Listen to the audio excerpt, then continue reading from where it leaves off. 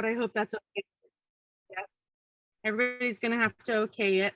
And then Kyle, I'd like to see, and let me make you a co-host. Do you have a presentation? I'm I gonna make do you indeed. Perfect. I thought you would. Read my mind. And my apologies for being late. Much like Cheryl, I was getting into the bedtime routine for my son and I lost track of time. So my apologies. Actually, I don't think I can make him co-host. I think you have to do it, Cynthia, because you're the host. I'll do it, but no problem. Cynthia's the And- boss. Got it.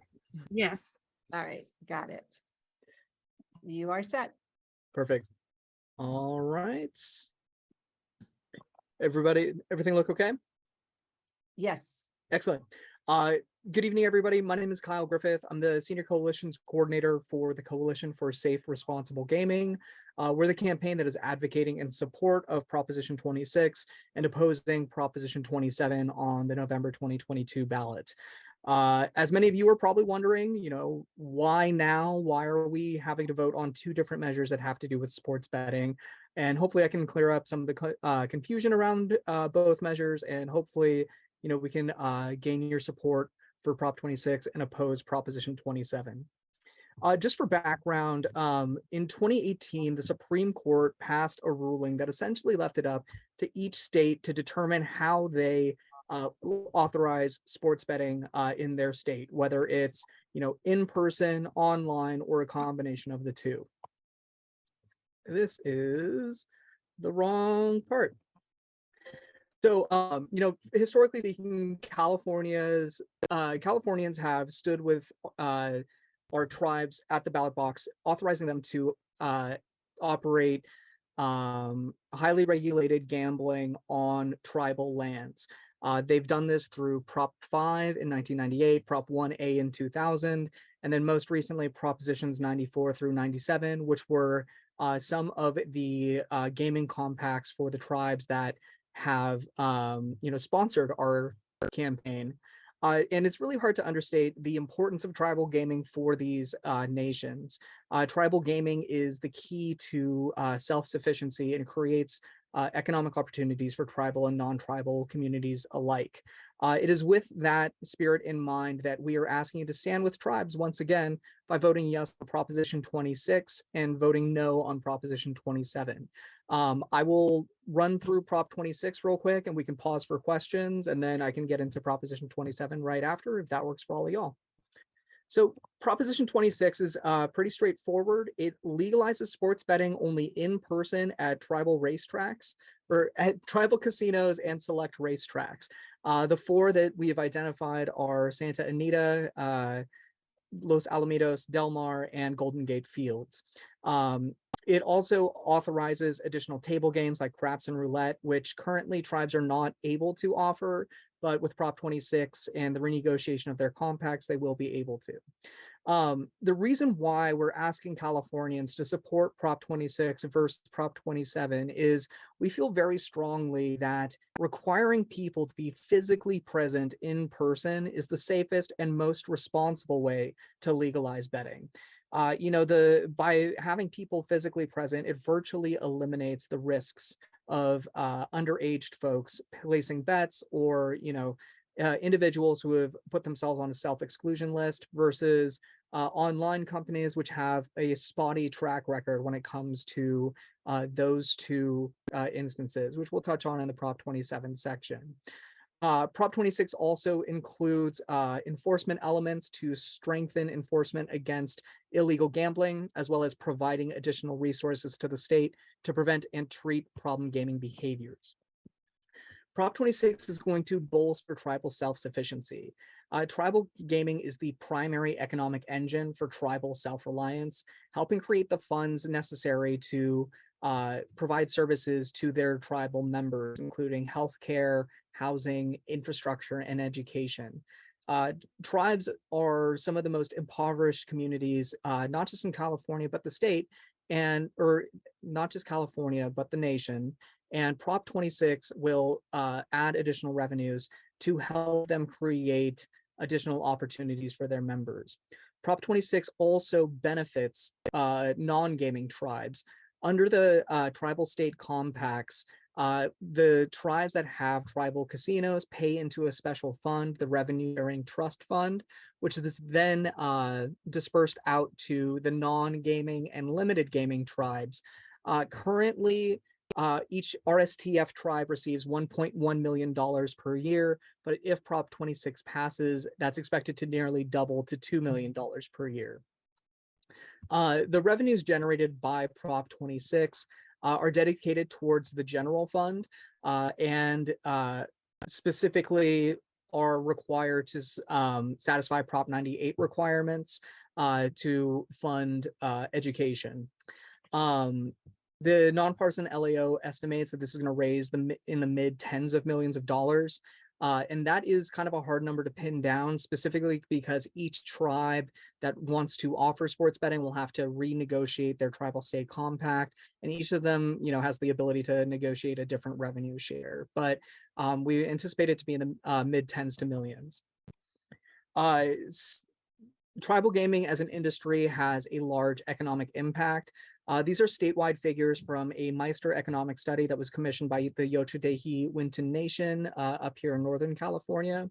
And so statewide, tribal gaming as an industry creates and sustains over 150,000 jobs, generates $27 billion for the state economy in direct and induced activity. And tribal governments contribute over $5.1 billion in revenues to the federal, state, and local governments. Tribes also are very involved with the communities in which they operate. Many of them have very strong charitable giving programs, and we estimate it's about $109 million per year, but that depends because there's no real centralized location tracking all of these contributions. For non-tribal communities, the requirement that people be physically present is going to create a draw that will attract folks to these areas. And, they're not always going to be staying at the casino or the hotel. They're going to be, out sightseeing, stopping at gas stations and restaurants on the way in and out of, the tribal communities. So there is going to be a slight economic impact for surrounding areas. I wanted to take a minute to talk about the opposition to Proposition 26 and where it's coming from.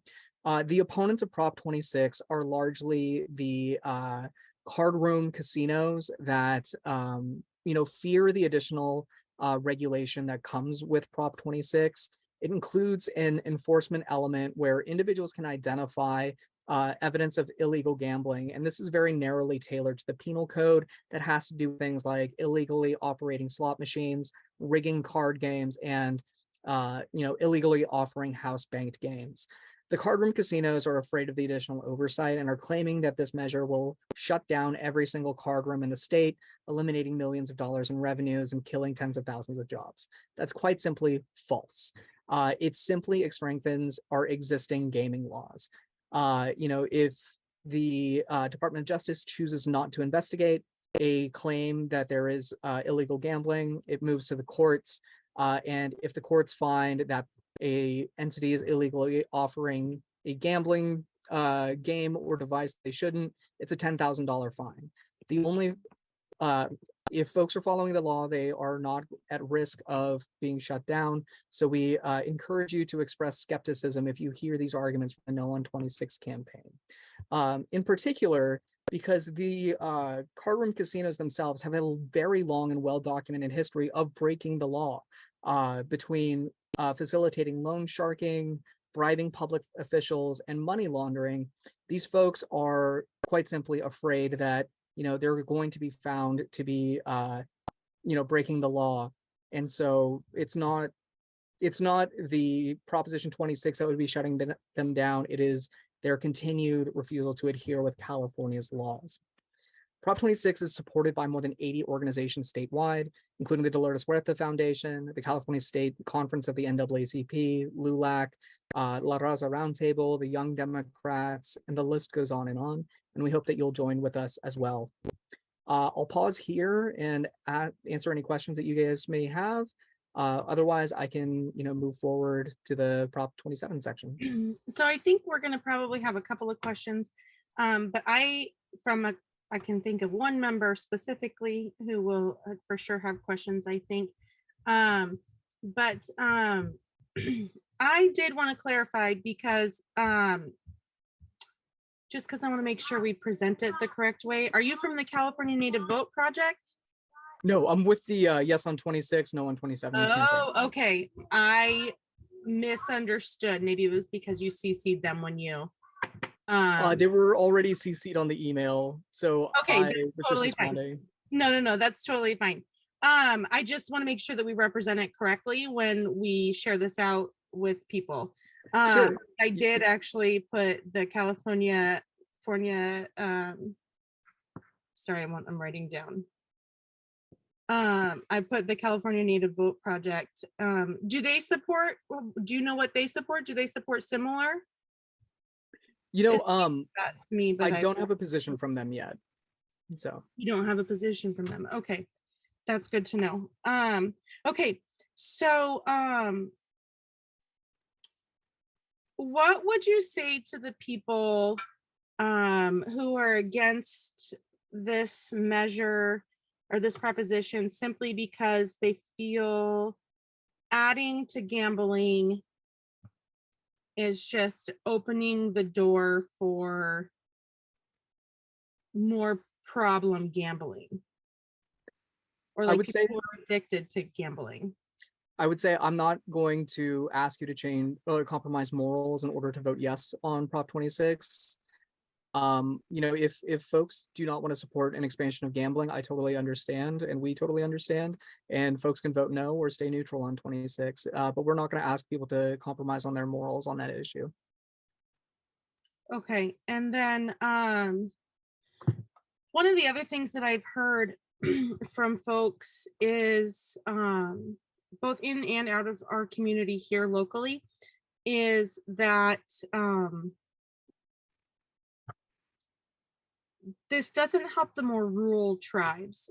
So by allowing for in-person only, that puts people who are like it puts indigenous populations who are not close to main highways or not near bigger cities. It still doesn't help them raise more money for their tribes and their people. So what would you say to that argument? You know, that's tough, because I understand that line of argument. I think that what I would say is that, you know, there is, if folks are asking about the more rural and limited gaming tribes, you know, many of them are recipients of the revenue sharing trust fund, in part due to the you know, the size of their casinos, or if they are non-gaming completely. And the revenue increased payments to the revenue sharing trust fund is what is most likely to help support those tribes. So I think that that is the best answer I can give on that front. Okay, thank you. I'm gonna go ahead and take some questions from some club members. Danny Bruner, you want to go Yes. ahead? Hi there, welcome, and thank you for the presentation. Quickly, Prop 27, the commercials discuss how it'll address homelessness as part of their selling points. Can you address whether 26 will? That's Sure. the first question. Then I have a follow-up question to that. Sure. So in terms of, I think we gotta go back a little bit in terms of timing. The petition that is now Prop 26 was initially circulating in 2019 with the goal of qualifying for the 2020 election. However, due to the pandemic and the recall, this was held off. And so it got booted to the 2022 election. And so, you know, as the first measure that was circulated, funds were dedicated towards the general fund, not a specific cause like homelessness, with Proposition 27, which was filed in October of 2021. So we can get into, I'm going to touch on why they picked funding homelessness services in the Prop 27 portion, but many of the programs that benefit, you know, or that contribute to serving the unhoused populations, whether they're food banks or other housing programs, receive general fund monies. And so, you know, Prop 26 is dedicating funds to the general fund and will be used to support those priorities as well. Okay, so what I'm hearing you say is that 27, pretty much they focused for some reason on homelessness, maybe as a way to sell it.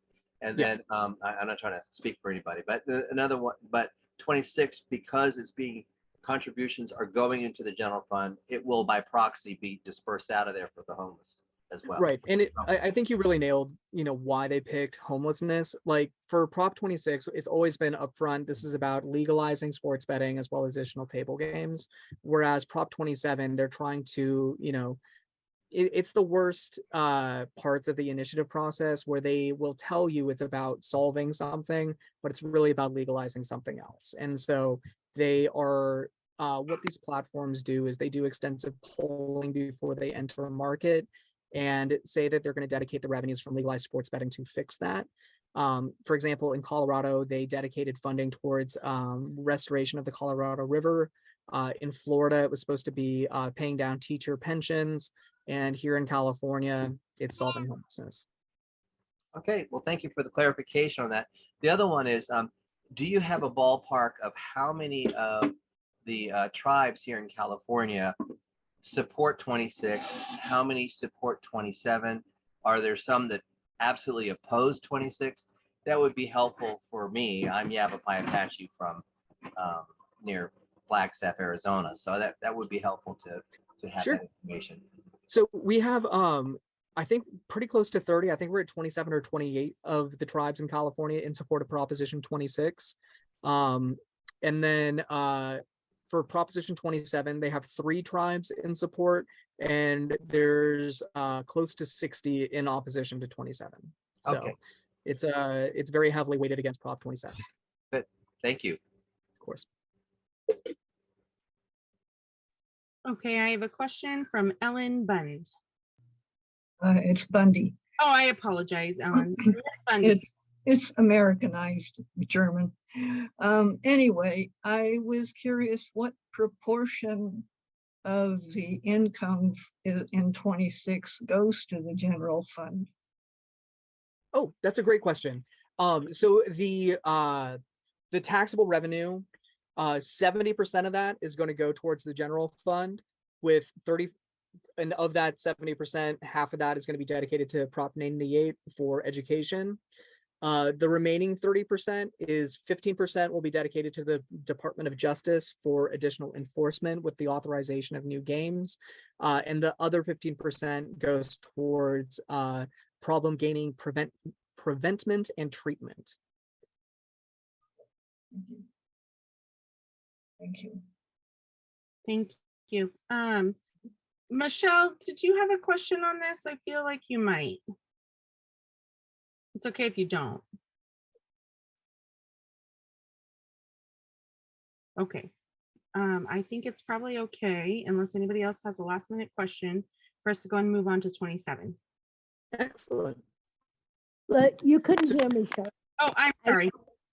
That's okay. I said that I actually was just going to give the group some facts, and I can just wait till he's finished, or I can do it in between. And just for the record, Proposition 98 requires 40% of all new money. Oh, I thought it was 50. My apologies. It's 40% of all new money coming into the state. Got it. But do you want me to wait, Cheryl, or do you want me to, because there's a lot of facts that I will say are different. Okay, are you speaking on 26 or 27 or both? I'm starting on 26, which is where he was starting. Okay, well, why don't we go at afterwards, okay? Yeah, I agree. That's fine. Okay. Okay, let's go ahead and move on to 27. Excellent. So Proposition 27, as mentioned, would also authorize sports betting, but instead of being, in person, it would authorize it online, turning virtually every cell phone, tablet, and laptop into a gambling device. Prop 27 is sponsored by out-of-state and foreign gambling corporations that are going to take 98% of the profits out of the state without making significant investments. The proponents of Prop 27, when they were circulating their signatures, as well as, as you've probably seen in their ads, claiming that it's going to solve homelessness and that and mental health. But it doesn't take a public policy expert to recognize that attempting to fund homelessness programs with a massive expansion of online gambling is not a good policy. It's only going to create additional addiction and financial stress. Many experts, both in the US and abroad, cite gambling addiction as a significant contributor to individuals becoming homeless, as well as maintaining the cycle of homelessness. And as Californians, we should be extremely skeptical of claims that a single funding source is going to, fix a particular issue. We've already from the lottery that, they're going to solve education funding, but the promised revenues failed to develop. And the same is going to happen with Proposition 27. A lot of research has found that online gambling in particular is far more addicting than traditional in-person forms of gaming. In research from the UK found that it's 5 times more likely to develop problem gaming behavior. And the reason is simple, like the accelerated pace of play and instantaneous nature of online gambling is especially attractive to youth and others who are prone to impulsive gaming behaviors like seniors and veterans. This method also lacks critical safeguard to prevent underage gambling. The platforms behind Prop 27 have already been fined millions of dollars in other states for targeting advertisements to children, allowing minors to create accounts and access the platform. And what the hardest part is that there's no way to prevent a stolen ID or a credit card to be used on these accounts, or even a parent or a kid using a parent's account on their phone without them knowing. The nonpartisan LAO warns that local governments can expect to see increased costs due to the increases in individuals with gambling addictions. And we're already starting to see that in the other states with legalized online sports betting.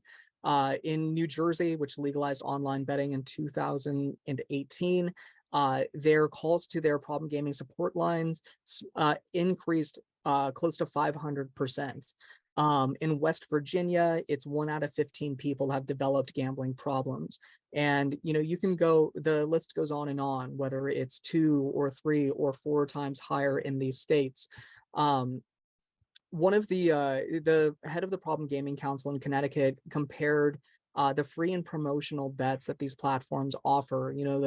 If you've seen the commercials, it's your first 3 bets are free, or we'll match deposits up to 1,000.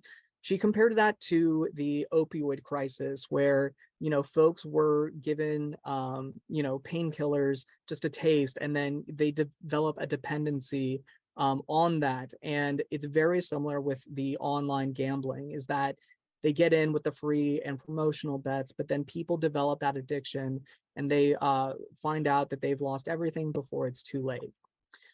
This measure is going to compete with the tribes. In particular, the proponents, the CEOs of DraftKings and FanDuel have both said that, online gambling is just the first step. They are going to push for legalization of online casinos after online gambling is legalized, with online slots, poker, and blackjack. And that serves as a direct and existential threat to tribal gaming as an industry, because the immediacy of access, when they're able to, if folks are able to gamble whenever they want with their phones, they're less likely to, go to a casino, and that jeopardizes tribal self-sufficiency. We touched on this a little bit, the proponents, doing polling to fix the problem in a state that they're trying to enter. But I also wanted to highlight that they often include a loophole that allows them to deduct those free and promotional bets that we just talked about from the amount that the state can tax. And what that means is we end up taking in pennies on the dollar. In Virginia, with that same loophole, they deducted more than 54%. In Colorado, it was over 60%. And the revenue shortfalls were so severe that they had to pass subsequent legislation to use $15 million in taxpayer revenues to make up for the funding shortfalls, as well as to close that loophole, because they felt like they were not getting, what was promised by these platforms. Just to drive that point home, here's a graph tracking the amount of taxable revenue versus the amount that these platforms deducted in Colorado. As you can see, in every single month, the amount that they were writing off, you know, far exceeded the amount that the state of Colorado was able to tax. California is the largest market. This is the crown jewel for these folks, and they've included that exact same loophole in Proposition 27, and they fully intend to extract as much wealth out of California without making significant investments in the state. I need to update this number, but almost 300 groups now oppose Proposition 27, including the California Teachers Association, the League of California Cities, the California State Association of Counties, and the list is quite extensive, and I'm happy to share it with you guys afterwards. But with that, I'm more than happy to answer questions about 27. Thank you very much for that, Mr. Griffith. I just wanted to make a quick statement because I saw an email that the Republican Party is also opposing the no on 27, and I think that that's a huge message on both the Democratic and Republican parties bipartisanly agree that this is just bad law. Yeah. But I am wondering, is there any part of this that open? Okay, I'm obviously in a meeting. Sorry. He wants to show his Pokemon cards off. Is there any part of this that would benefit rural tribes or any tribes? Like, are tribes able to do online gambling? So the short answer is yes, but it's the proponents of Prop 27 have written it in such a way that they have to have a tribe partnering with them in order to operate in California. There are other requirements. There's a $100 million licensing fee and a requirement that the platforms be operating in 10 states in order to open up in California. However, that $100 million, they can also deduct 20% over the first 5 years that they're operating. So they get that $100 million back. But they also specifically prohibit the tribes that they partner with from having anything to do with the operation of the online gambling services.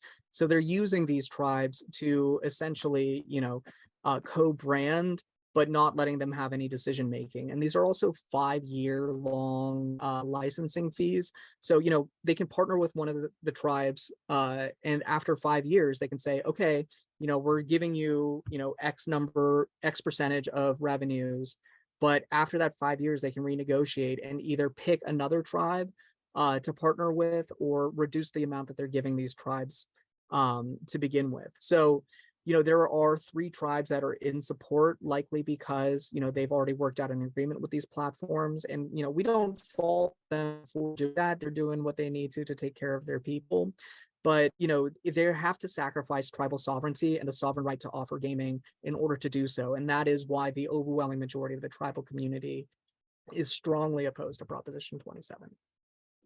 Wow. Okay. That's good information. Thank you. Mr. Bruner. Yes, ma'am. So I have 2 questions again. The first one, what would happen if both passed? How bad would that be? That's the first one.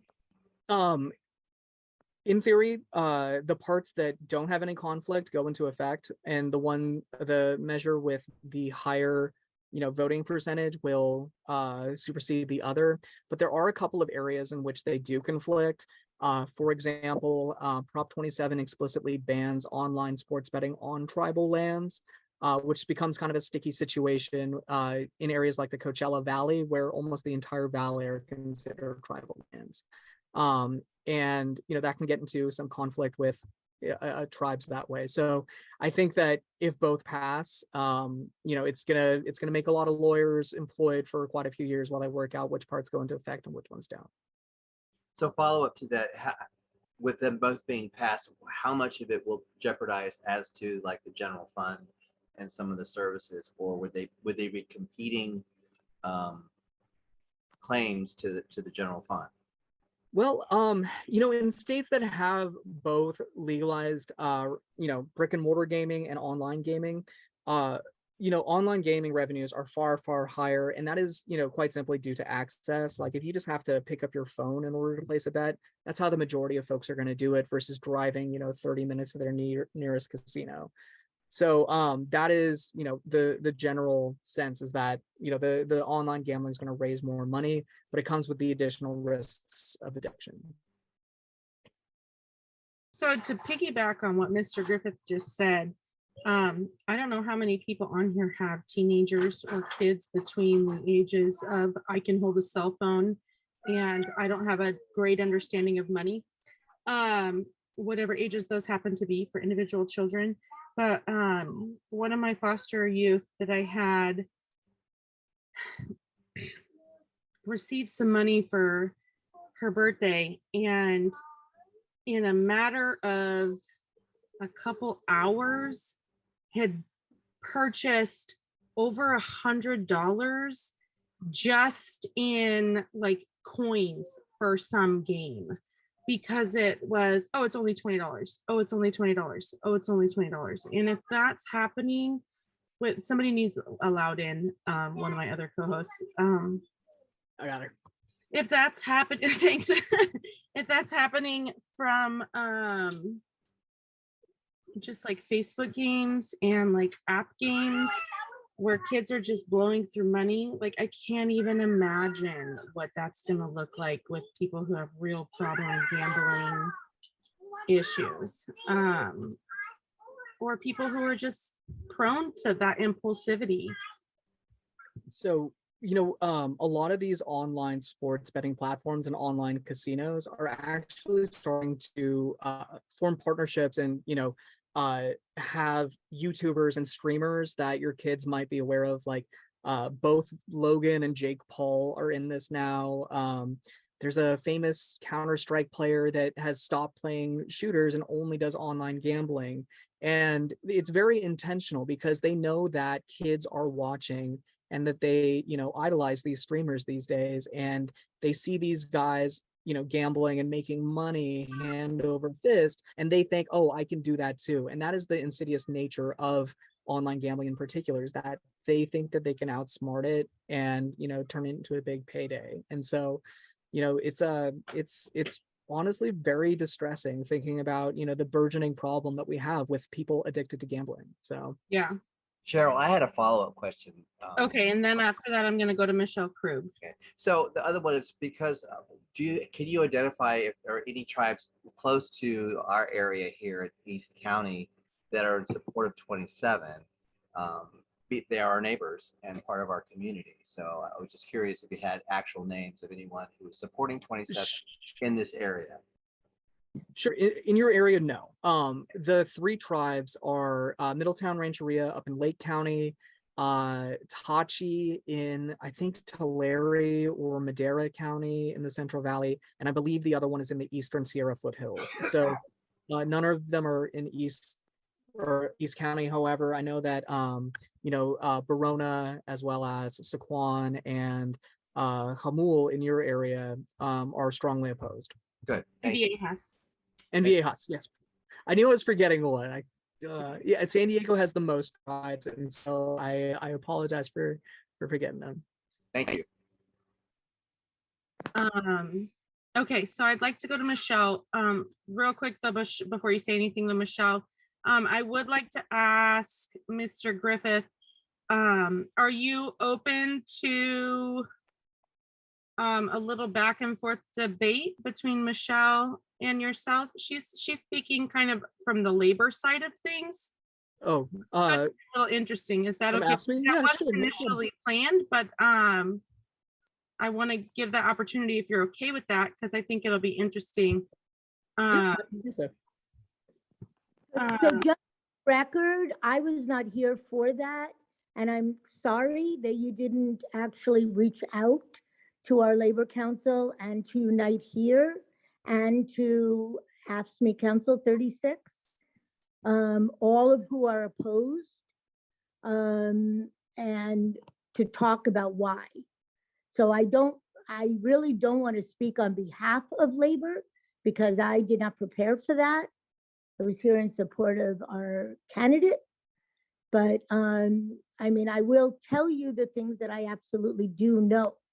And I was up at the California Democratic Party, and at the California Democratic Party, there actually were 6 tribes that were publicly in support of 27. I'm not speaking for 27, but I'm telling you, I was at a panel and there were 6 tribes, and I did individually speak to each of them, and they did do a panel.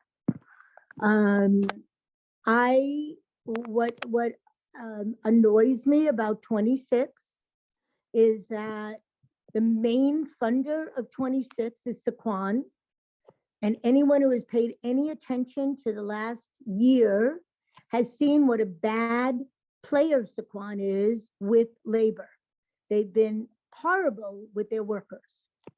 So Saquon Casino itself has hired and again, I didn't come prepared for this, but if you want to text with Bates or Bridget, I'm positive they can give you the name of the company immediately, or go back to your notes from the California Democratic Party. They hired an anti-labor union busting company for $77,000 instead of just negotiating with their employees. In the compact that was mentioned, there is a small section called the Tribal Labor Relations section. That section mandates, and this is a document signed by the governor, it mandates that any tribe that is doing gambling on the reservation, that is authorized to do gambling, must be neutral when they're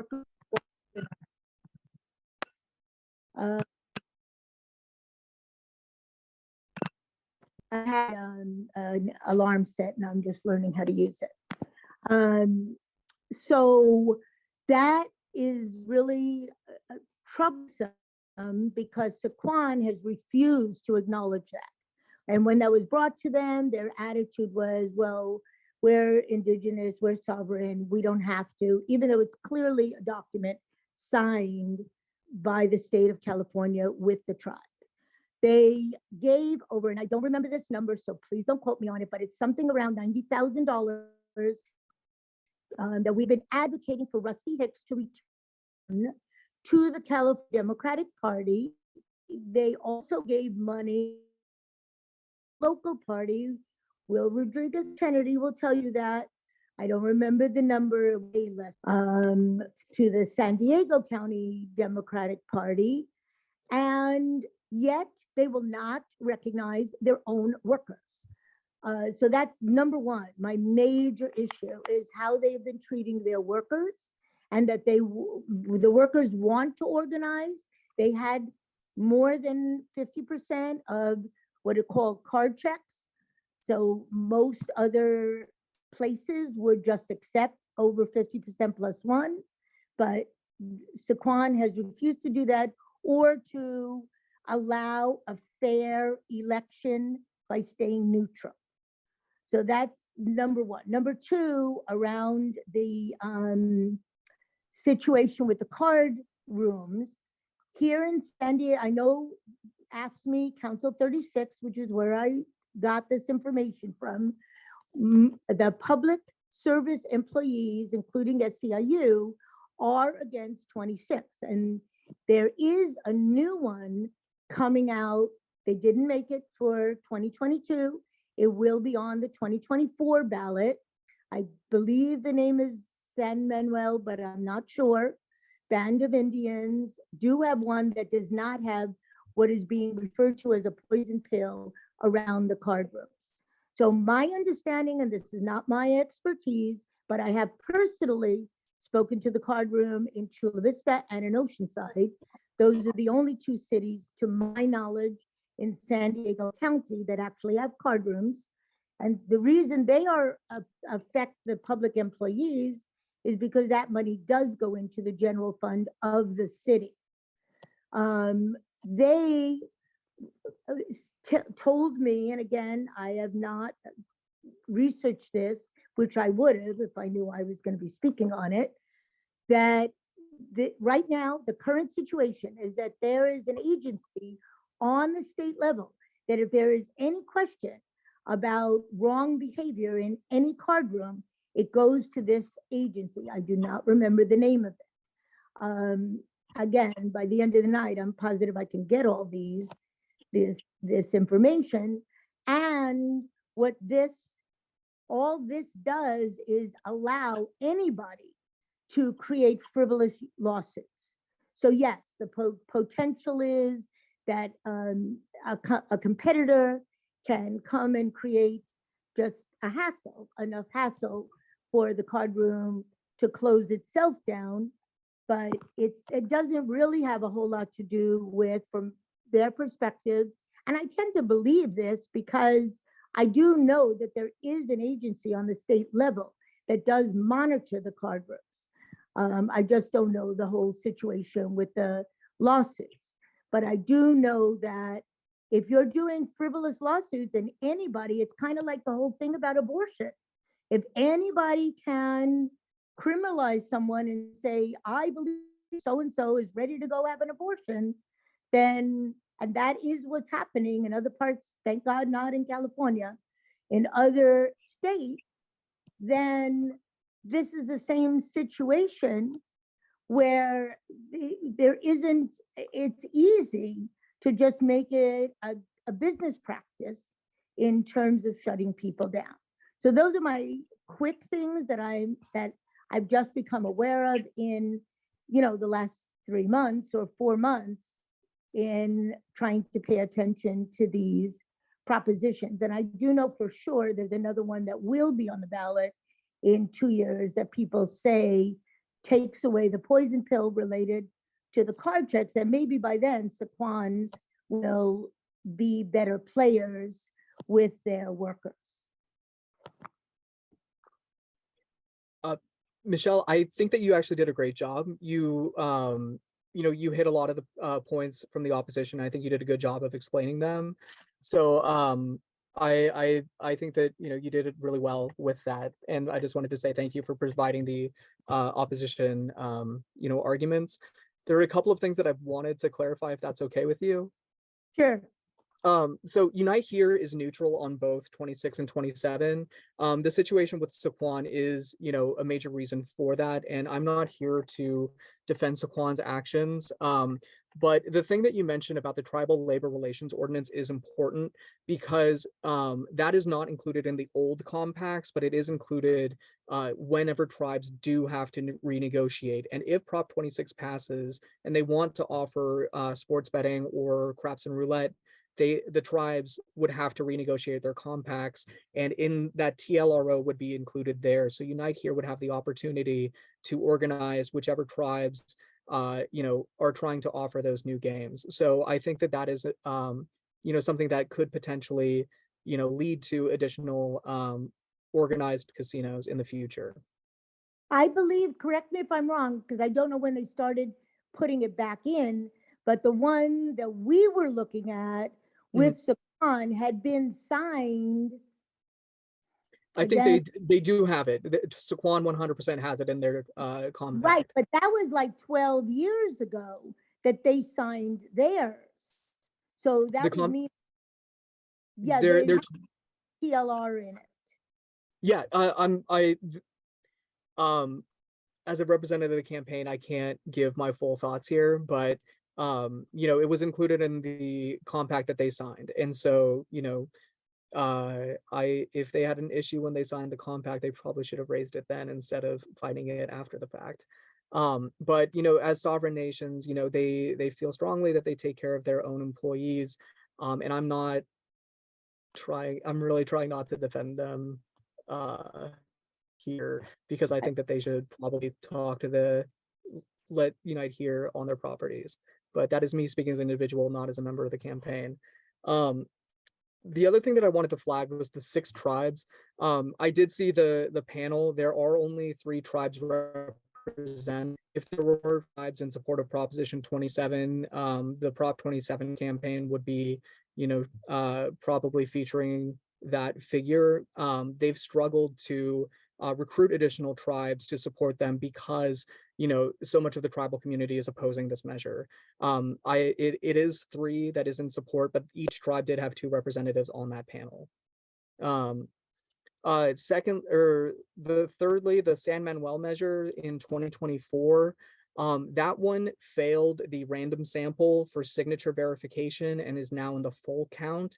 And essentially, a lot of folks are pretty sure that it's not going to qualify. And so if there is going to be another tribal measure sponsored by San Manuel, it'll have to be recirculated fresh for new signatures because they didn't make it for they haven't qualified yet, and they are unlikely to at this point. These are very recent developments, though, so I know that the No on 26 people like to point at that one, but it is unlikely to qualify at this time. The last thing that I wanted to talk about was the card rooms. Many card rooms are fantastic partners for the cities in which they operate. The difference between card rooms and the tribal casinos are location as well as what kinds of games they're able to offer. Card rooms typically are located in urban centers, whereas the tribal casinos have to be in more rural areas. And so the relationship between card rooms and cities is very close because they, generate a lot of tax revenue for those cities. However, card rooms are only able to offer what are Class 2 games, which are games of skill where you're playing player versus player. So think like poker. How tribal casinos are allowed to offer Class 3 games, which are games of chance, like your slot machines, blackjack, or any game where you're playing against the house. The issue and the long-standing issue between the card room casinos and the tribal casinos is over blackjack. Card rooms are offering illegal versions of blackjack where they play as the house by hiring a third-party organization to control the money. And the California Gambling Control Commission, which is, I believe, the statewide association that you were thinking of, has issued rules that clarify a little bit of whether or not this is legal. However, when tribes have attempted to bring this matter before the courts to get a definitive ruling, the lawsuits were thrown out. The most recent was in 2018 with, I believe, Rincon bringing the suit on public nuisance and unfair competition. And the lawsuit was thrown out because as sovereign nations, the courts felt they didn't have standing to bring that lawsuit. And so the enforcement mechanism in Proposition 26 quite clearly is to give the tribe standing in order to, have a definitive ruling. And the point about nuisance lawsuits is a valid one. I think that California absolutely has an issue with nuisance lawsuits, whether it's ADA or Prop 65 or PAGA. However, the difference with our measure and the enforcement element is that, number one, it's very narrowly tailored to the penal code that has to do with the illegal gaming. So it's not like folks are going to be, suing over every little thing. And secondly, there's no incentive for trial lawyers to file these suits because any fines and penalties assessed by courts for violations goes into the Problem Gaming Prevention and Treatment Fund. And so there's no reason for them to sue because they're not going to get money, and our measure caps penalties at $10,000. So, lastly, if the tribes were going to attempt to shut down the card rooms via lawsuits, they already have those mechanisms in place with PAGA, with ADA and Prop 65. They can do that right now if they wanted to, but that's not what they want to do. They're trying to get existing gaming laws to be enforced. And so once again, I really wanted to commend you for the job you did, because you do have like the arguments from the other side down very well, and you did a really good job presenting them. What is PAGA? Private Attorney General's Act.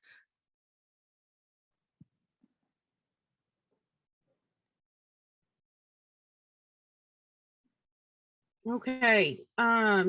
We are way over time, but real quick, especially with the back and forth. Sorry, my dog's howling in the back. She's half husky. Stop. I They're wanted to very see if vocal. you had any questions. Okay, then I want to thank Michelle for interjecting because that gave some good context. And I want to thank Mr. Griffith for attending. It seems as though 27 is very clear, and maybe our members have to think a little bit about what they want to do for 26.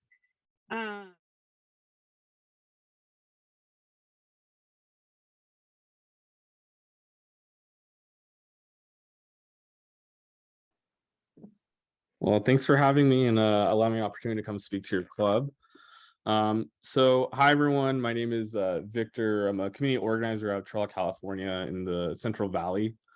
I am I guess a consultant or a paid staff for the No on Prop 26 campaign. I do have a presentation I wanted to go over in regards to Prop 26. I'm sure you have all sorry, I'm gonna go to the front. I'm sure you've all been receiving ads, mailers, all kinds of digital about Prop 26 and 27. Not a surprise. It's one of the most funded propositions that is occurring right now because of how much money is at stake. So to kind of go over the basics, so in 2018, the U.S. Supreme Court opened the door for states to allow sports wagering. And so there have been multiple states that have already established their own versions to allow sports gambling or sports wagering within their states, a combination of online sports betting operators to tribal casinos or tribal groups and things like that.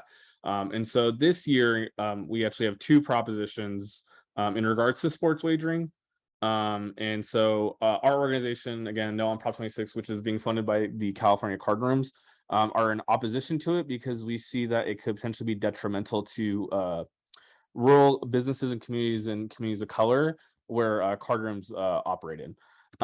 So this slide here is a breakdown of Prop 26, 27, and Initiative 21-0039, which is it was originally going to be on the ballot this year, but they weren't able to collect enough signatures, so it's actually going to be postponed to 2024 for an opportunity for it to be a proposition. So basically the two differences with Prop 26, 27, so 26 wants to do exclusively in-person sports wagering at tribal casinos or certain private horse racetracks in the state.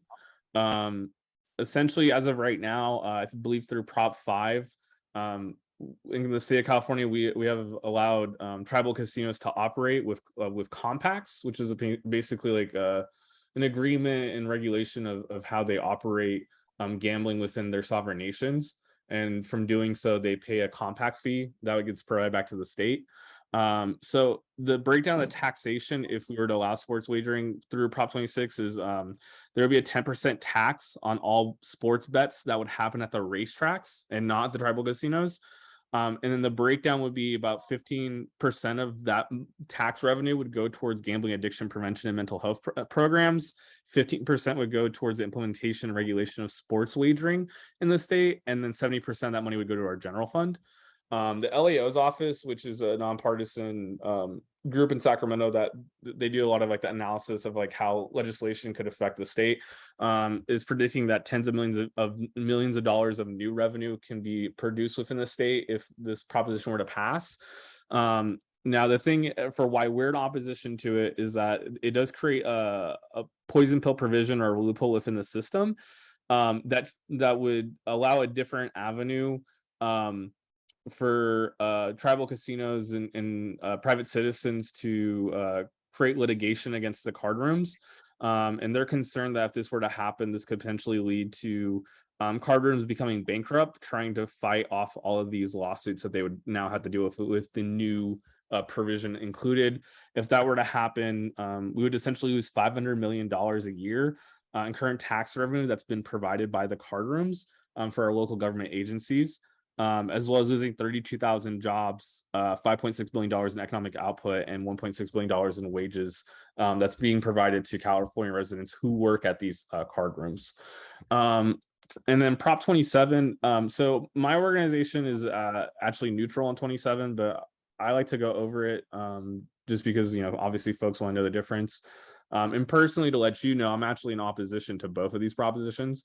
So Prop 27 is an exclusive online sports wagering system that is being pushed by the online sports gambling operators, and that includes FanDuel's, DraftKings, Caesars Sportsbook, and a couple other gambling groups that work out of like Las Vegas and Atlantic City, right?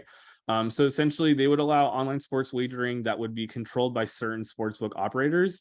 And they would kind of try to work in coalition with the tribal casinos, but they would be in charge of the online operation of sports wagering. For every time folks are gambling through the system, operators would pay a 10% tax on adjusted revenue, and it would break down to 85% of the new tax dollars would go towards homelessness and mental health programs, and then 15% of that money will go to tribes who do not participate in online sports wagering. And then they also are including a provision where anyone who places a wager will pay an additional 15% tax on the amount wagered if they use an illegal sports book. So if they're using an operator that's not being recognized with this proposition, then they would be charged additional money for it. The LAO office estimates that it's going to provide about hundreds of millions of dollars in new tax revenue for the state. So, I mean, the main difference is that, one is exclusively in person, one is exclusively online. Our organization has no issue whatsoever with the tribes wanting to step further and expanding into sports wagering. And they're also expanding into dice play and roulette. Our main concern is that they're adding this provision that seems to be a way of attacking one of their main competitors, which is the card rooms here in the state of California. And then there's the other initiative, which that's being pushed by a different set of tribal casinos, where it would actually be a hybrid system of in-person and online sports wagering, where you'd be able to gamble or sports wager at tribal casinos, or you would be able to do it on an online server that would be controlled and operated by the tribal casinos. And then those tribal sports book operators would pay a 25% tax on the gross gaming revenues that would be provided through the online gambling and not the gambling in person at tribal casinos. And so that is also estimated to provide tens of millions, if not hundreds of millions of dollars in new tax revenue, and that money would go towards homelessness and mental health funds, and then also going towards a tribal sports wagering trust fund for non-gaming and limited gaming tribes to be used for their essential governmental services, because not all tribes do have casinos, right? There are multiple tribes that are recognized that are too small or don't have the capacity to have casinos, and so some of that money will go directly to them to help make sure that they're able to take care of their folks on their sovereign nation. So like I said, the reason why we're in opposition to it, so currently right now, how gambling works in the state of California, there is an agency called the California Gambling Control Commission that oversees gambling in the state and making sure that all gambling operators are within compliance of the state law and compacts. And if they're in violation of that, then it would go through the California Department of Justice, which is overseen by the Attorney General of the state of California. And so they basically want to change the state constitution to allow this precedent to be set that we think could potentially be used against their main competitor, which is the card rooms. Unfortunately, tribes and card rooms have had a history of going after each other within the legal system. And it's caused this kind of issue. And so like I said, the concern is that they think that they're going to add this provision into it to kind of use as a way to antagonize or attack their opposition. And that's something that a lot of other folks who have joined our coalition have seen and are also agreeing upon, and why they're in opposition to this. Like I said earlier, it will potentially affect a lot of jobs, tax revenue, and economic output, including affecting union jobs directly and indirectly. So some of the card rooms actually have union workers working at their establishments, but also this would be affecting union workers who work for government agencies. So if these tax dollars were to be taken out of the general fund of local city and county budgets, that's going to negatively affect programs and services, as well as union jobs through AFSCME, so the American Federation state, county, and municipal employees, they could potentially see the ramifications of having their salaries cut, losing benefits, losing jobs, things like that. And so this is kind of like a breakdown. So this information here is actually the tax revenue provided by card rooms in communities of color in cities. So these are kind of all the cities on the right that have card rooms right now. And it shows kind of the total wages and economic impact that they provide for those cities, and also the breakdown of the communities of color in those cities. On the left, you'll see the actual breakdown of the annual budget for those cities that collect a table tax. So cities are allowed to actually implement a table tax through a ballot measure, where essentially that would only be taxed towards those card rooms to be provided for X reason, right? So for example, the city of Hawaiian Gardens, 75% of their annual budget actually comes from that table tax from the card rooms. And so in their case, if this proposition were to happen and these lawsuits were to occur and this card rooms were to close, that city would lose 3/4 of their budget overnight. And unfortunately, I don't think a city would be able to operate how they're currently doing if 3/4 of their budget were to be removed. As well as the city of Bell Gardens, where 40% of their annual budget, the city of Commerce 41%, and the city of Colma 23% of their annual budget goes directly from these card rooms. And so this right here is a list of all the cities and counties that would be affected and actually have card rooms within them. I believe it's about over 50 card rooms across the state in 25 counties, from the Bay Area to the North State to the Central Valley, down to Southern California. All these cities have card rooms, including my hometown of Turlock. And then these are all the newspaper publications that oppose Prop 26. So as of right now, every major newspaper publication in the state of California is in opposition to Prop 26. They all kind of have determined and deemed that this provision within the proposition is just a way for them to antagonize or eliminate their competition. And so they don't see as if that is a feasible thing to do because of the negative ramifications if that were to happen. Including some of these articles, right, or some of these blurbs from articles. So the LA Times described Prop 26 amounting to a toxic brew of industry interests designed to not only enrich the funders, but also push away their competitors, as well as the Southern California News Group noting that Prop 26 is audaciously cynical measure, giving tribes the tools to harass their longtime competitors, the card rooms, as well as Orange County Register, Torrance Daily Breeze, and as well as the Compton Mayor, Amos Sharif, who's quoted in the LA Sentinel. Her city actually has a major card room, and so for her, it's a huge detriment to her community if this card room were to go out of business and affecting vital city services that they provide. And then I'm just going to show you a list of these are all the folks that are actually in support and have joined our coalition. So we have multiple veteran and public safety groups, small business organizations, from major statewide chamber of commerce groups or business federations to local ones. We also have animal welfare organizations and taxpayer organizations that are against it. The animal welfare organizations are against it because, as you may or may not know, horse race tracks are slowly being phased out, right? Folks are not utilizing them as much. They're seeing that the abuses that they're committing to these animals. And so they're seeing this as a way for these horse race tracks to, continue profiting off gambling and then kind of thriving while they're dealing with this kind of situation of losing their profits or their power in their sphere. And then this is also multiple social justice and affinity groups. So as of right now, the California Democratic Party has a position of neutral on Prop 26, as well as the California Labor Federation. But due to the neutral position, local Democratic clubs and county parties are allowed to take positions. And so we've had 3 county parties put an endorsement of no for Prop 26, and multiple Democratic clubs or political clubs as well. And these are just some of them. This isn't completely updated. And then also local governments and local government organizations. So all of these cities are in opposition to Prop 26, and they're also cities that have card rooms within their city limits, and they benefit from the tax dollars that are provided to them. And so they're obviously in opposition to this because they see the negative impacts that could affect their residents. And then finally, this is just a list of all the elected officials so far that have supported our campaign to vote no on Prop 26. But yeah, and then this is just an article that's been written by a gambling expert, kind of going over how, you know, if the card rooms didn't you know, include this provision within their proposition, they could, you know, be able to operate with sports betting, but you know, they're just pushing it too far by also trying to eliminate their competition at the same time. But I mean, that's basically it. I went a little bit quick on that. I don't know if there's any questions or comments. I did have a point of clarification in the list of cities where there are card rooms.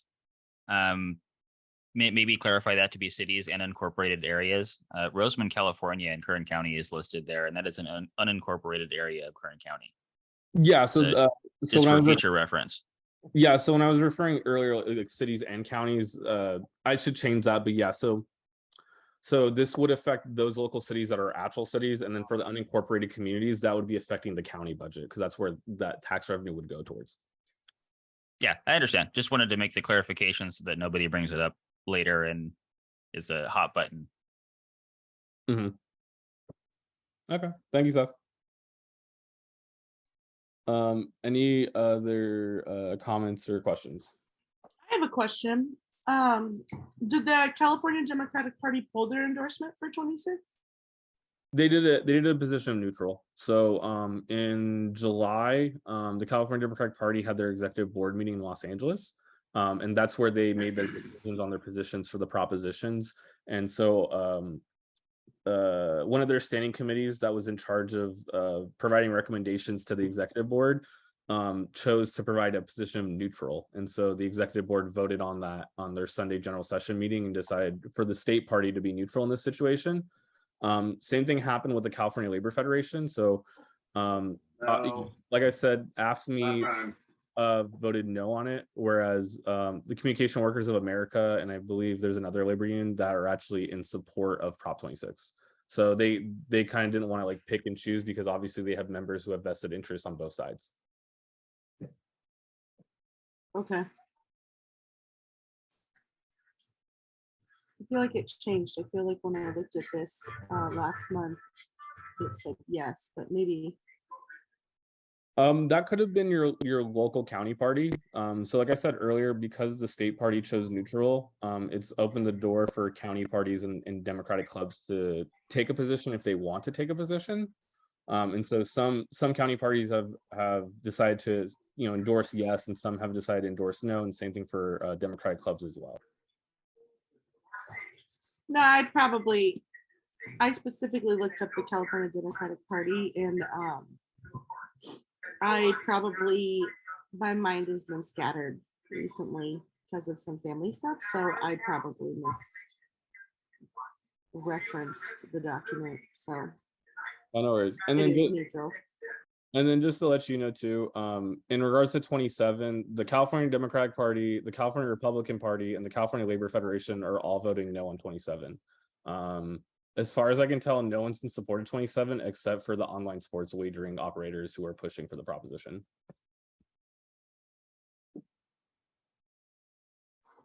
That is also my understanding. And I see Danny has his hand up. Danny, go for it. Yeah, I do have a question. Just summarize real briefly again. What I heard you say is 26 is being opposed by quite a few people because it's going to affect their local treasuries because of the card rooms and such. How is the bill written that it's not fair competition with the tribes wanting to get in on this? So currently right now there's already like regulations in place to hold card rooms accountable and making sure that they're following the regulations in order for them to operate in the state of California. And what they want to do is they want to create a different system to try to enforce against them. With this system, what they essentially would do is that a private citizen or group would be able to file a claim in order to sue the card rooms for being not in compliance. And then it goes to the Attorney General's office. If the Attorney General's office doesn't respond within 90 days, then that individual or that group is then able to sue them in a court of law.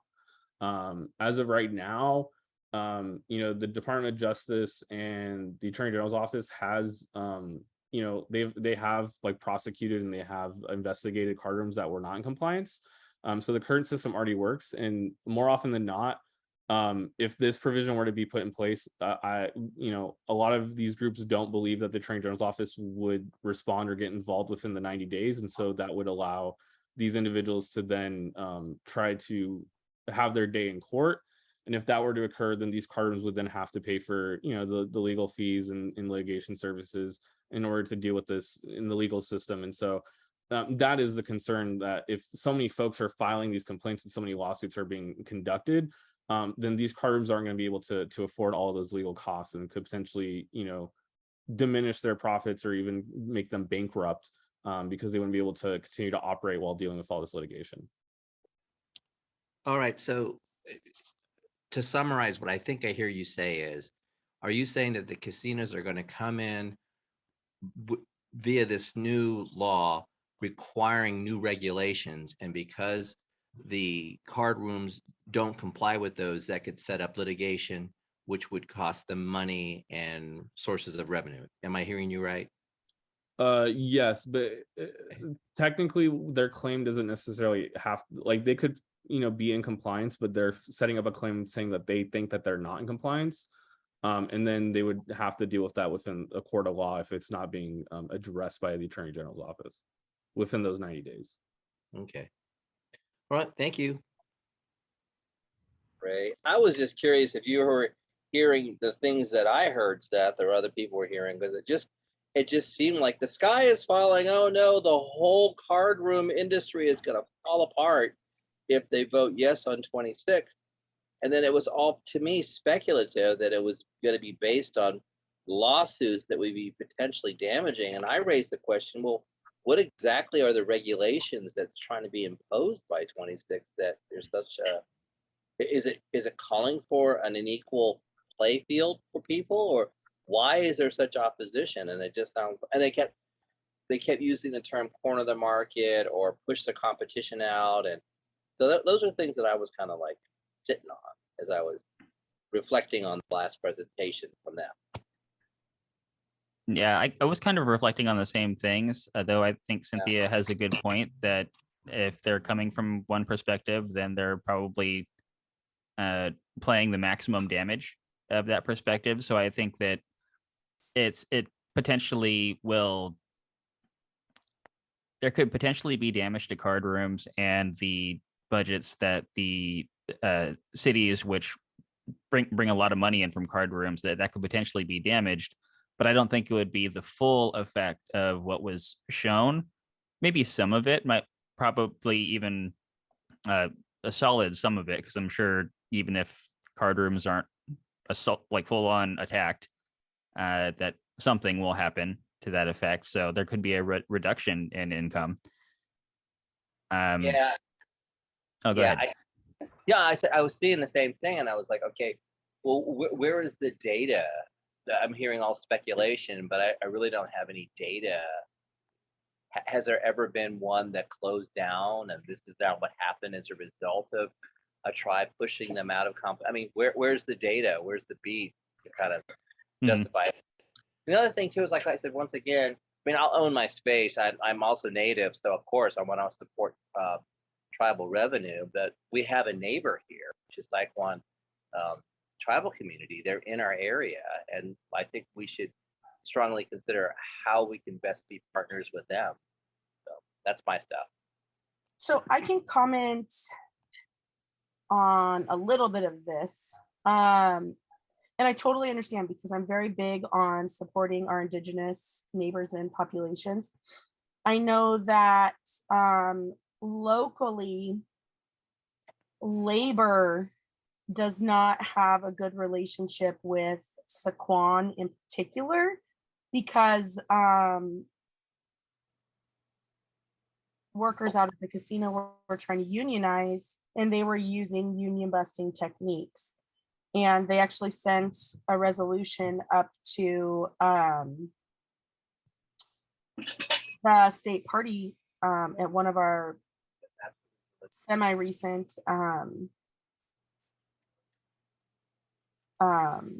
conventions that are state party conventions. They sent a resolution up asking basically, and I don't remember how many people have to sign a resolution for it to be considered by the resolutions committee, but I did sign it, and so did Assembly Member Lorena Gonzalez and several other people, because their union busting techniques were like so strong.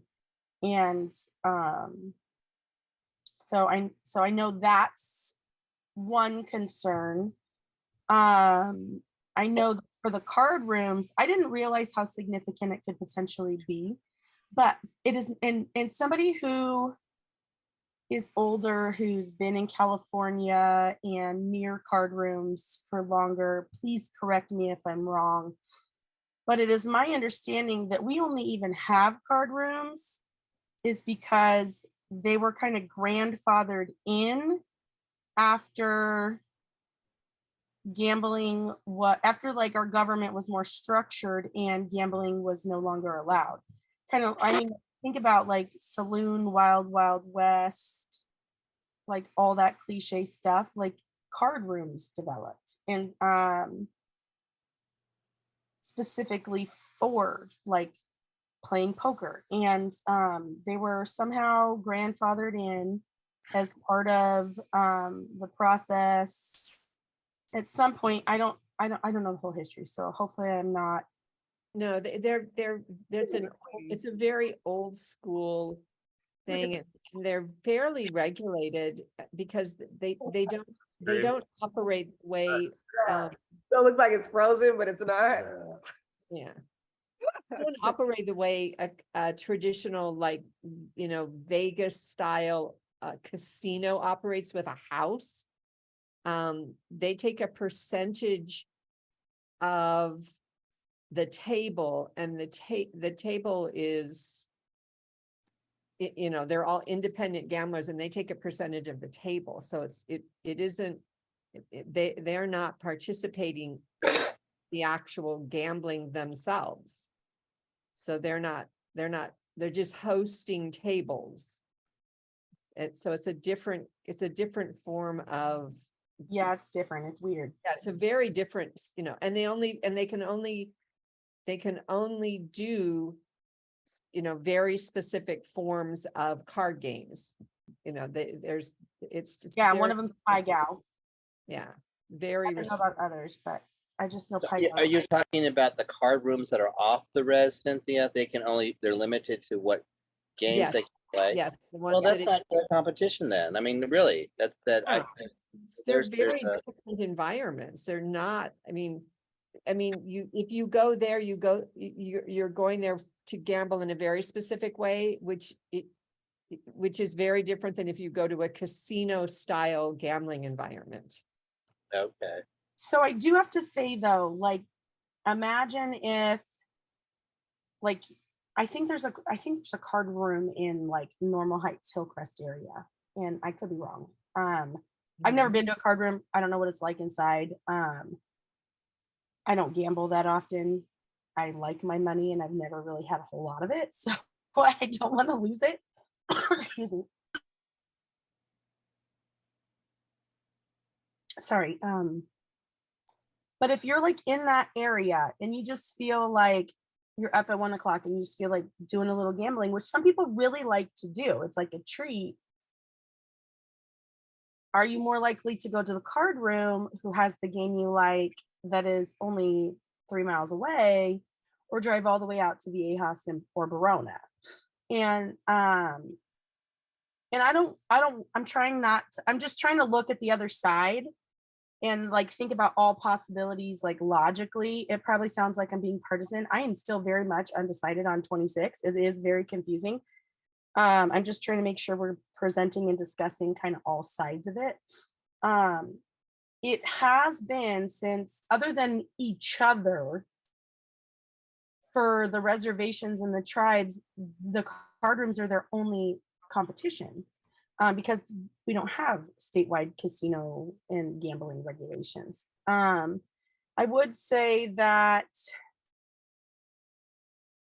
I think people that go to card rooms are not always the same people that go to casinos, but that doesn't mean they couldn't be, and that they aren't sometimes. And if card rooms went away, the casinos might get that business. The other thing I'm thinking though is whether it's was just like not thought of when they were writing the proposition language, or if it was intentional, I don't know. But either way, like I can absolutely understand, especially coming from a city whose budget was like semi-okay, and then suddenly we lost a bunch of services because our budget was just no longer in, we were like in the red, not the black. Excuse me. I can see how municipalities who get and count on revenue from these card rooms would be concerned, if that makes sense. Like I can understand that, because whatever you're doing and providing, whatever your strategic plan is for the next 2 years or 5 years or even 10 years, you're counting on that revenue. And if a lawsuit suddenly makes that all stop, I'm trying to say, like, I understand their point of view. Okay, then I don't know what the right answer is, but well, like, can I go ahead and please advance go. an alternative point of view, which is, once again, why should the tribes have to ask the state what they can do on their land? They're adding to services for their community. It's not like they purchased a piece of property or a parcel in the middle of Lemon Grove and said, oh, let us now erect a racetrack there for our revenue. They're trying to expand what business opportunities and how they can be more self-sufficient on tribal land. And I think that's worthy of really carefully considering. I would absolutely agree. That is a very excellent and valid point. And one of the things that makes this so hard, because like I can really see both sides, and I empathize with both. In general, my own inclination, I don't think that's the right word, but my own tendency is usually to side with indigenous populations, because they've been so rolled over by our governments for centuries, just like other cultures. But I am still undecided because I can also understand. I need to look more at it, but I just wanted to kind of present kind of all the sides. And I do love the point you made. You're making me lean towards a yes. That was a very valid point.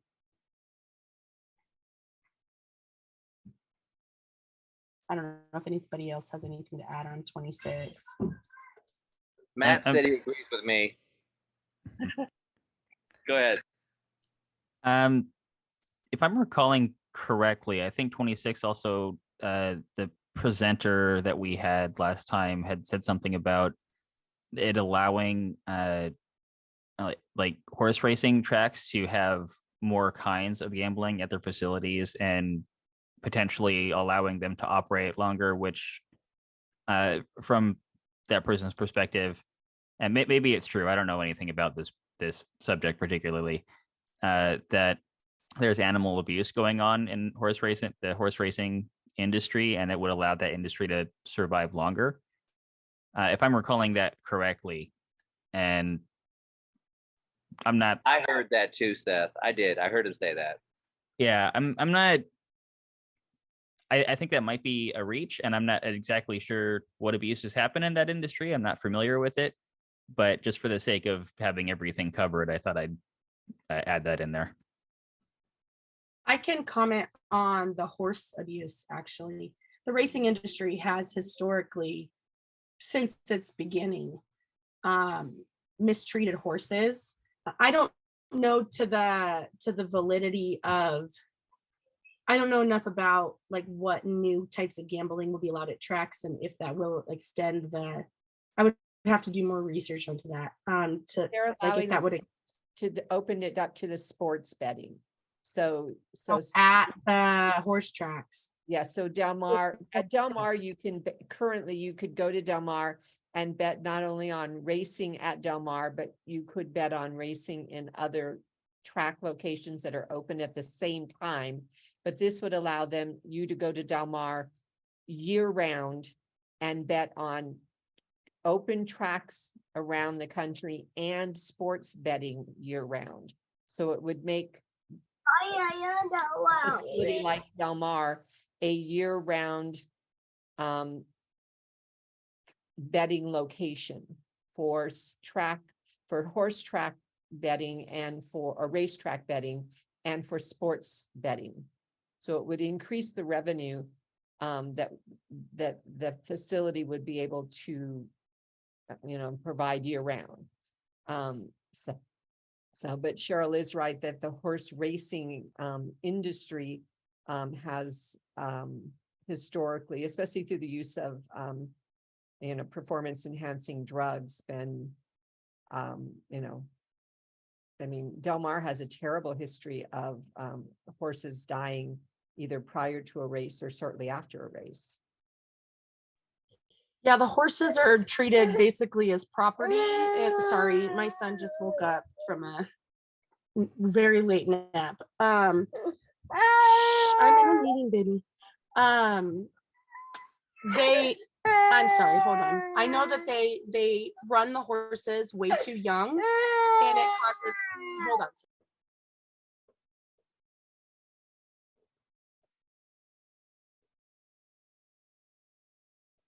Yes, Cheryl was saying, yeah, they start racing them too young, they race them too long, too often. And the owners are looking for as quick a return on their investment as possible. And so that often leads to doping of horses, to both dull pain and to increase endurance or speed. And that often results in horses prematurely dying. Or being euthanized because of incurable injury. Yes. Oh my God, I didn't know about all that. What? It's the dirty little secret behind horse racing. Okay. Yeah, and Del Mar, It's pretty gross. I know that last year and the year before they had some.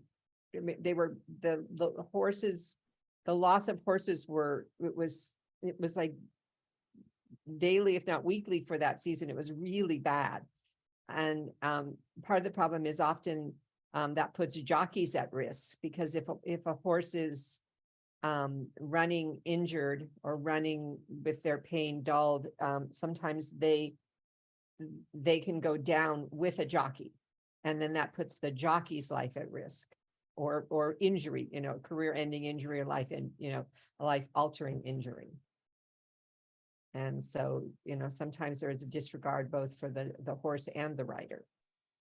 So this raises deep existential issues for me now. I'm serious. It's a pretty complex proposition. I love it. Comes down to how you feel about the type of betting that they're opening it up to.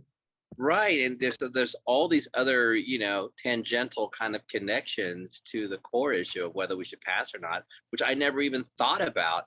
The welfare of the horse. Oh my goodness. That's okay. I like this, Cynthia. Nice discussion here. Keep going. Well, it's the same thing with sports betting. Right.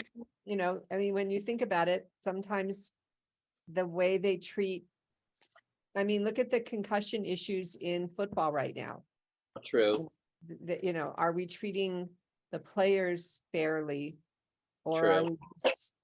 are we just doing? It's really fun to watch the games, and it's really exciting for the fans, but some of these individuals have lifelong, injuries that alter their lives forever. I think about Muhammad Ali and what a great boxer he was, but what a tragic reality, his later years were because of the injuries he sustained from boxing.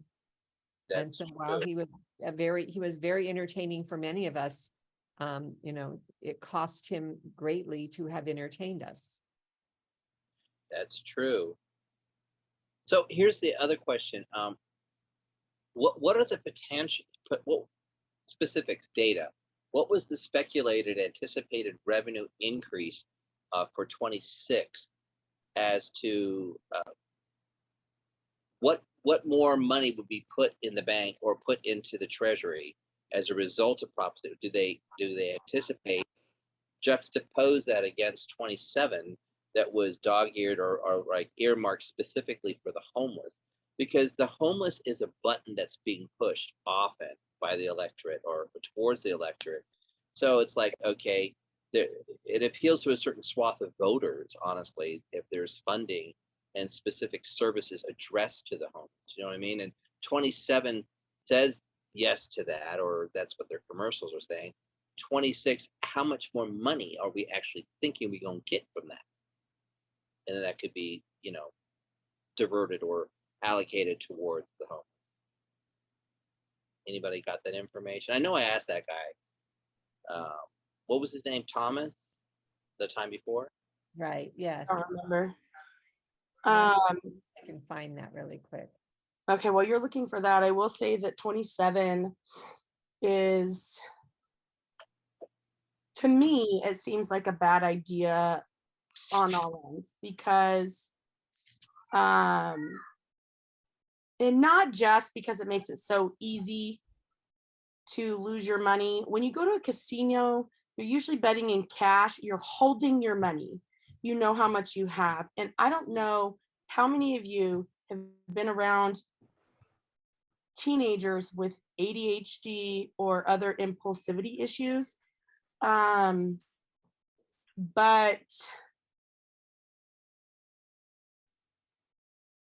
one of our former foster youth, in a matter of a couple hours, overdrafted his account buying like coins or stars or something stupid for like some game on Facebook or something else. And it was because it was like just $4 more, just $5 more. Oh, it's only $20 for this much. And then all of a sudden he had $500 in charges.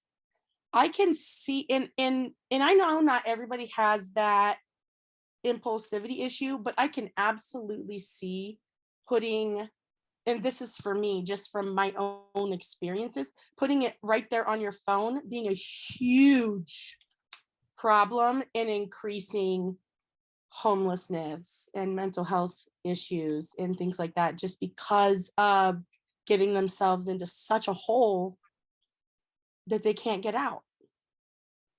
I don't know if that makes sense.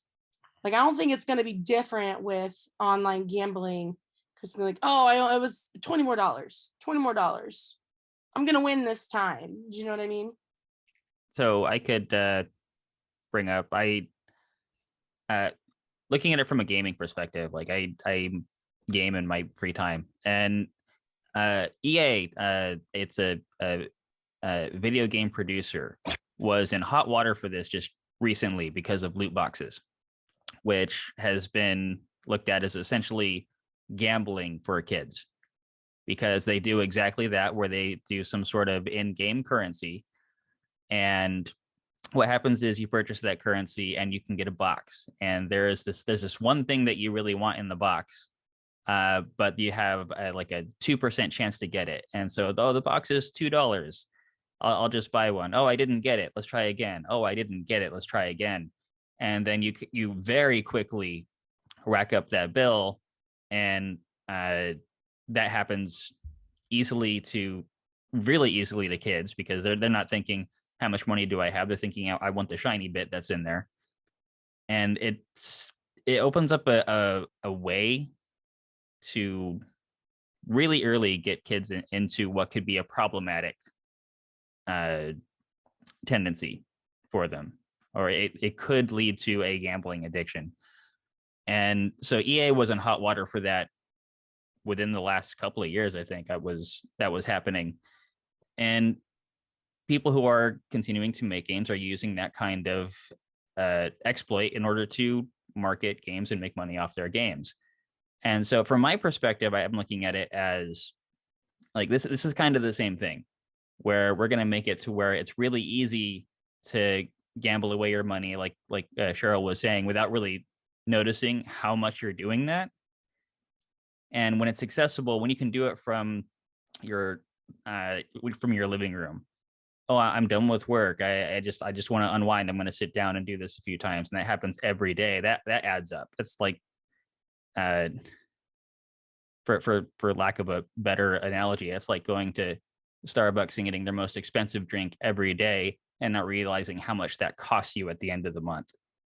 So I have concerns about how that might contribute to more people struggling with gambling addiction. And just, I mean, we might actually be putting more people on the street who become homeless because of this problem than any money we could make to fix the problem. I looked up the numbers. Currently, the casinos contribute $65 million to the state for regulation and gambling addiction programs. They contribute tens of millions of dollars to their local governments. So every casino is contributing that. So the multiple casinos in our county would each contribute tens of millions of dollars to their local governments. And tribes that operate large casinos pay they pay $150 million each year to tribes that either don't operate casinos or have less than 350 slot machines. So smaller casinos that are not as profitable. They're saying with the addition of the off-track and sports betting, that they anticipate an additional revenue of tens of millions of dollars for the casinos that are participating, and that they would then be sharing upwards of $110 million back into state programs for both regulation and addiction prevention. So, so it's additional revenues mostly for local communities first, and then into the larger revenue. And also into that pool for non-gaming tribes, and for tribes who have casinos smaller than 350 slot machines. So, they do spread it around. Yeah, and the additional funds that go into the state coffers, it's up then to the state legislature to figure out how they can always increase amounts to certain, they can allocate more funds to certain services too. So it doesn't necessarily have to be entered into a bill or into a proposition to say we want at least this much money going to the homeless situation. So I get that. Yeah, I just really doubt, I have a great deal of doubt that these out-of-state casino companies are not going to play an awful lot of games with their books, and that the funding that's actually going to come isn't going to be eaten up in quote unquote marketing costs. It's a little bit like when somebody's going to give you a percentage of a movie. They give you a percentage out of profit, and funny enough, no movies actually make a profit. So people rarely get any of those points. And I feel like that's one of the reasons that 27 isn't getting supported by either party, is because it's smoke and mirrors at its finest. So this raises another component or a facet to this whole thing, is that as a voting participant, is it my goal or ambition or right to legislate ethics, I guess? That I hear about, like, the potential for addiction. I hear how it could really affect people with their budget and their finances, and I completely understand that. I'm giving that a lot of depth of consideration, but I'm also thinking, part of me is kind of libertarian. Like, do we have that responsibility to kind of regulate the behaviors of our neighbors and other San Diegans? I don't know. That's kind of what I'm putting out there too. I hear that. That's why I think I'm more inclined. 27 is more uninteresting to me because of who's supporting it. And I don't trust those out-of-state gambling interests to take California and local, especially local communities into account when they don't have a stake in our state. I feel like they're not, they don't have our best interest at heart because they're not from here. And so it just doesn't feel like at least if on 26 it's an already established line of relationship where they've been doing business in California. The casinos have been paying the communities a percentage of their money. The systems are set up.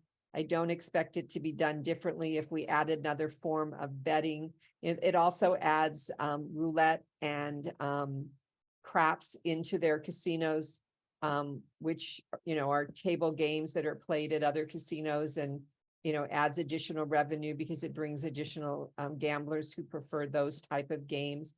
And so again, traditional revenue done traditionally. And it just feels like, it still feels like they're part of the community. And so we have community relationships. These other people are out of state. They don't have relationships. I mean, Danny, you talked about going to the tribal leaders and asking them to send a representative here. And, that's literally someplace you could get in your car and drive and have a face-to-face conversation with someone. With 27, that's not a face-to-face kind of opportunity. They're not neighbors in any way, shape, or form. They're out of state, large casino, large corporations. They're just not going to be interested in us as a community. I would also comment that, like, if you think about the commercials in favor of supporting 27, I don't even think they mention that it's a gambling proposition. All they talk about is how they're going to fund and fix homelessness, which I don't think they have any idea or any interest in really doing. I don't know. I feel like I haven't seen one of those commercials in a while, but do any of you remember seeing like the housing, the homelessness, blah, blah, blah. Like, I don't remember them even talking about. Right. And it would be nice to have money, but if we don't have a plan, just money isn't just, it's not a solution that you can just throw money at. I remember seeing those commercials and they were very effective on me because I was leaning towards saying yes because I saw those commercials. But then the more I started more into it, I was like, no. Right. And so again, smoke and mirrors. It feels like, it feels like all those magicians in Vegas put that commercial together. It's like, look over here, but don't notice what we're really doing. And if you can't tell me the truth in your ads, then how do I think you're going to tell me the truth in how much money you collected and give us our fair share?